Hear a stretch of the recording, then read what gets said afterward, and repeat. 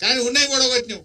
కేసీఆర్ గారు ఉండగా కరోనా కష్టకాలంలో మా నిరంజన్ అన్న వ్యవసాయ మంత్రి, నేను ఆర్థిక మంత్రిని. కరోనా వచ్చింది, లాక్డౌన్, గవర్నమెంట్ ఒక్క రూపాయి లేదు, చాలా కష్టంగా ఉంది. అప్పుడు ఎండాకాలం వచ్చింది కరోనా. ఎండాకాలం పోగానే వానాకాలంలో డబ్బులు వేయాలి. ముఖ్యమంత్రి గారు మా అందరినీ శాఖ అధికారులను పిలిచిండు. మరి వానాకాలం వస్తుంది, రోహిన్ కార్త్ వెళ్ళింది, సింకులు పడతాయి, రైతు బంద్ వేయాలి, తయారున్నారా అన్నాడు. ఎక్కడ సార్ మొన్నటిదాకా కరోనా అయినా మొత్తం అంతా లాక్డౌన్ అన్నాం.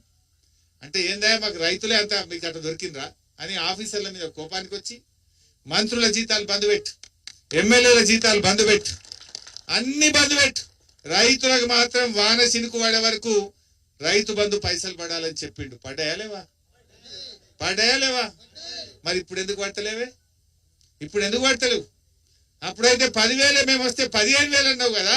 10 దిక్కు లేకపోయా, 15 దిక్కు లేకపోయా. ఇంకా ముఖ్యమంత్రి నిన్న వరంగల్లో మాట్లాడుతుండు, ప్రజలు ఏం కోల్పోలేదట. ఈ రాష్ట్రంలో రైతులందరూ కూడా నీ పుణ్యమా అని రైతు బంధు కోల్పోయింది. ఇవాళ నువ్వు చెప్పిన రుణమాఫీ 2 లక్షల మీద ఉందోళ్ళు కట్టుండ్రి అని చెప్పిండిన. కొంతమంది బంగారం అమ్మి 3 రూపాయల మిత్తికి తెచ్చి నమ్మి కడితే ఇవాళ అప్పులు పెరుగుతున్నాయి, మిత్తిలు పెరుగుతున్నాయి, కానీ ఆ రుణం అయితే మాఫీ కాలే. డబుల్ అయింది. ఇప్పుడు ఇటు రుణమాఫీ కాలే, అటు మిత్తిలు పెరుగుతా ఉన్నాయి రైతులకు. అయినా కట్టవలసిన అవసరం ఏంది? అంటే ఈ రకంగా ఆయన రైతుల్ని మోసం చేసే పరిస్థితి. కేసీఆర్ గారిని పట్టుకొని నోటికి వచ్చినట్టు నిన్న వరంగల్లో మాట్లాడిండు. అసలు ఆయన తగునా? ఒక ముఖ్యమంత్రి మాట్లాడే భాష నాది? ఒక ముఖ్యమంత్రి ఆ రకంగా మాట్లాడొచ్చునా?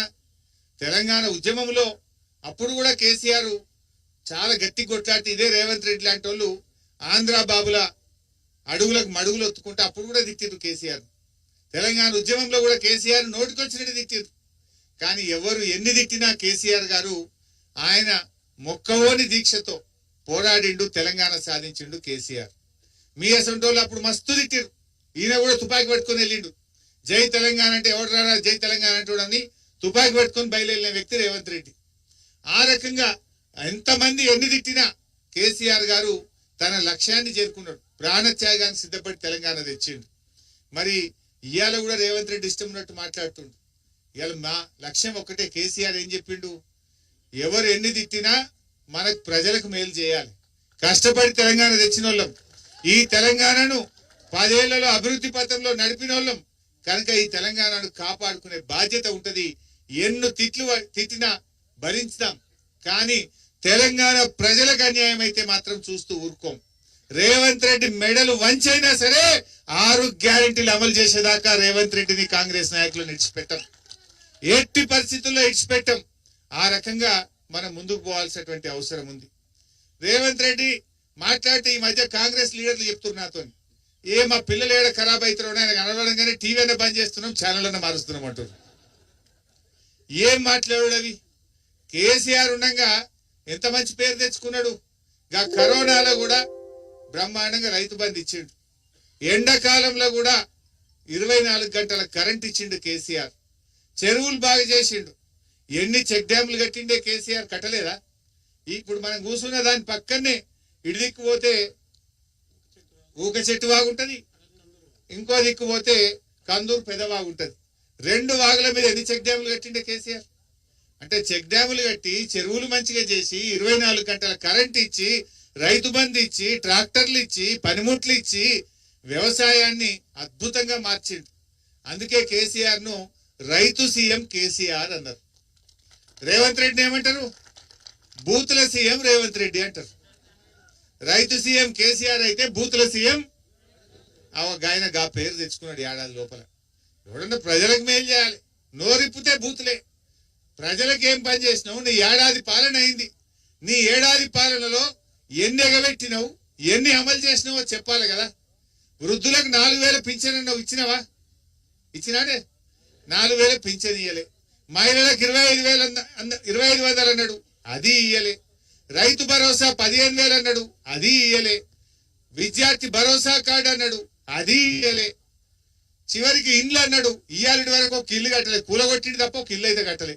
హైదరాబాద్ లో మూసి అని హైడ్రా అని గరీబోళ్ళ ఇల్లు కూడా కొట్టింది తప్ప ఏడాది రేవంత్ రెడ్డి పాలనలో ఒక్క ఇల్లు కూడా కట్టే పాపాన పోలే. అంటే అన్ని ఎగబెట్టుడే.